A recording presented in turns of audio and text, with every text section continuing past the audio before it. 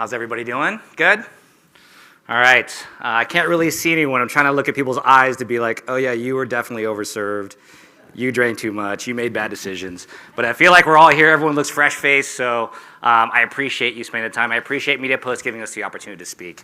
As I thought about what we would talk about this morning, I was like, what could Pinterest bring to the table to this summit that would add value, right? To bring perspective to the things that you do every single day in your life and at work. And so I also want to keep in mind that it was early in the morning, right? We're the first ones up.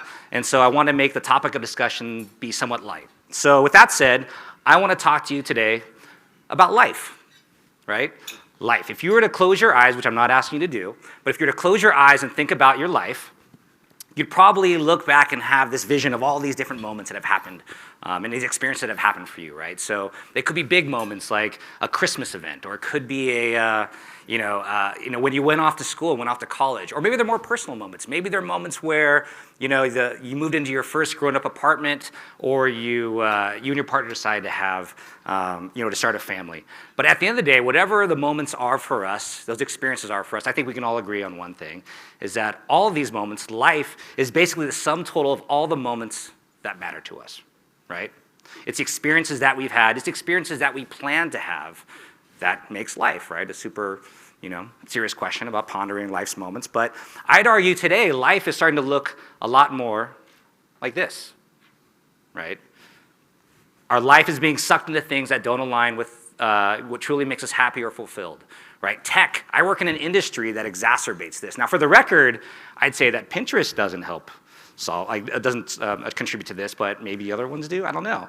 But if you think about it, when you go back to work on Thursday and you go into the elevator, look around you. I know I do every single morning. As soon as those elevators doors close and the people that are around me in the elevator, the first thing they do is they do this, right? They pull out their phone and they start doing this. And everyone's looking down. It doesn't have to be an elevator. It can be anywhere, right? You constantly see this, right? It's actually interesting, to think about the psychological aspect of doing this all day. That's how we fill empty space in our time. But I don't know if anyone saw the BBC report that came out last year. There was a doctor in Australia. And he did a study, and he published it in the Journal of Medicine. And what he found was that people, because we crank our necks all day long looking at our phone, we're starting to grow a horn or a tail, like a bone at the base of our skull. So if you're like me, the first thing I did was like, oh my God, am I growing something? I'm like, oh, I feel something. And I'm like, and it itches. I'm like, oh no, it's just a bug bite, I'm good. But it's like, you think about that, right? That's pretty crazy. And the fun fact is that that horn, that tail, is actually more commonly found in men, right? And the longest one he measured was 1.4 inches long, which is just like, again, let that sink in for a moment. Like, I don't know, good times. Like, sweet dreams, people. But there's hope, right? How many people, by show of hands, have heard of the experience economy? No one's heard of the experience economy? A couple people, okay. It's not a new concept. It was first published in 1998. And the notion is that people, they like to spend their time and money on experiences versus material things. And it's, again, not a new concept. It's gone in waves over time. And right now, I think last year was another wave in that moment where we probably heard that millennials value experiences over buying things over products, right? And that makes sense. We think about life again, life, right? We think life is made up of the moments, of the experiences that we've had, right? And I think moments, the idea of moments, isn't anything new to the brands in this room. A lot of the brands I heard yesterday lean into moments. Salt and Straw, as an example, right? Leaning into Thanksgiving, coming out with an entire line of Thanksgiving flavored ice cream. So, and the Salt and Straw, by the way, fun fact, that story really resonated with me from a customer relationship standpoint. I used to work at a Baskin-Robbins in high school, so I was a scooper. And I remember the idea of giving samples was so awesome, but like the one thing I would say, Salt and Straw is like, how you say, hey, what would you like to try today? What would you like to sample today? I actually did the like, hey, what would we like to try today? And they're like, huh? Like, all right, I guess we'd like to try some gold medal ribbon. I'm like, yes, let's try that. So every time I'm like, one for you, one for me, one for you, one for me. And then they'd be like, oh my God, Mike, this gold medal ribbon, it tastes so good. I'm like, I know, right? It tastes so good. So between that little moment, I made a best friend inside Baskin-Robbins. But again, those are moments that I think back in my life that are important to me, right? But Salt and Straw is just one example. Think about Capriati's and dealing with the NHL Stanley Cup, or Poncheros, 12 days of Poncheros, 12 days of Christmas, right? Moments, experiences, these aren't new concepts. But Everyone knows what this image is, right? The selfie, right? The selfie has become the currency for what a moment is on social media, right? So as a society, we tend to think as a moment being fulfilled when it's accomplished or when it happens at that moment in time. And brands celebrate moments in social media the same way, right? You celebrate it at the time you show up when the party's happening and say, hey, we're here, or when it's already happened, right? And I actually think, and at Pinterest we think, I should say, that moments are so much more than just a snapshot in time. So for example, if I use Christmas, we see Christmas searches on Pinterest happen as early as September, right? Let me put that into context for you. If you think about moments as a linear journey, right? And over here, on the far end, if you think about, again, communication and social media, part of that journey is, hey, I'm throwing the most amazing Christmas party right now, like pop, selfie. And then over here, there's a section of communication where it's like, hey, I just threw the most amazing Christmas party, right? Post picture. But there's this whole white space over here, which is, hey, I'm planning to throw the most amazing Christmas party, right? And that's that white space that's been untapped, and that's where we've been helping brands really tap into.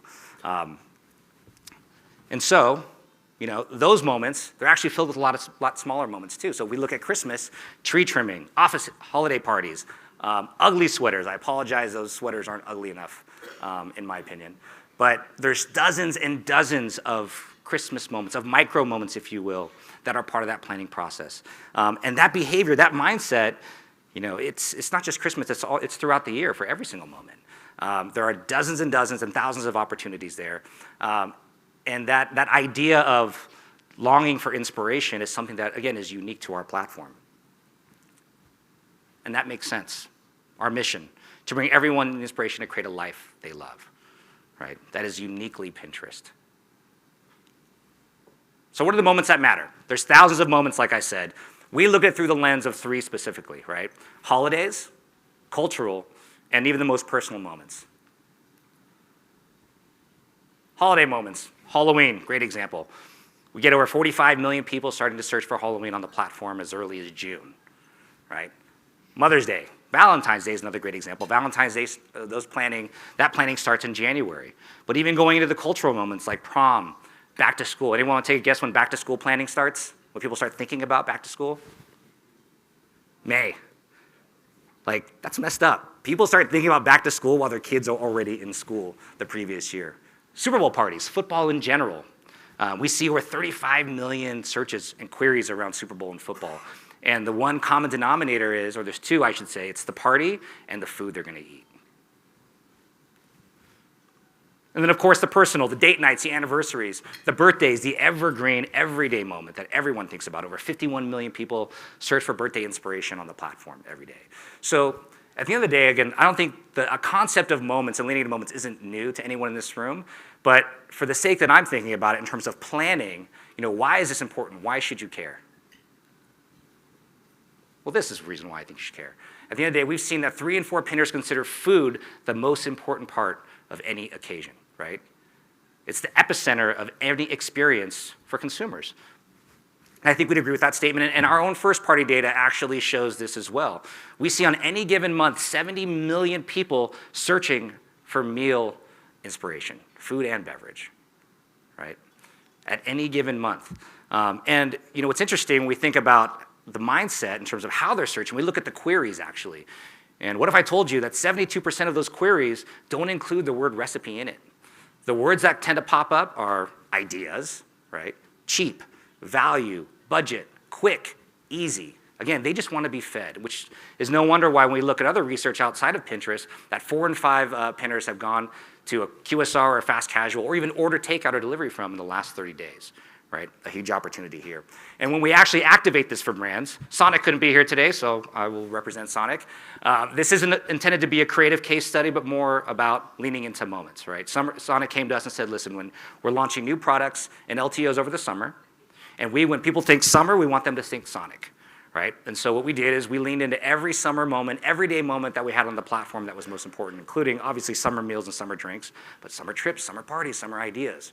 Right? I can't share the results publicly, but I can tell you from all the digital proxies that we care about in this room, We hit and exceeded all of our benchmarks, but more importantly, when we looked at foot traffic, we actually measured our ability to drive in-store foot traffic. We showed double-digit percentage lift in our ability to drive people in-store to get the new drinks, the new shakes, and the new mocktails. So, I want to make this quick. If I leave you with anything today, it's two things. One, to ask yourself, what are the moments that your customers care about, right? And then how are you helping inspire that moment? So thank you very much. I appreciate it.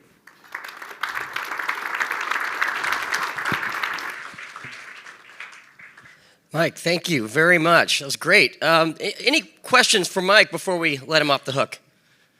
And Mike, you have a team here as well, right?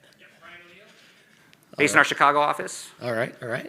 Any questions for these guys? I mean, if not, we've got certainly the rest of the day today and tonight.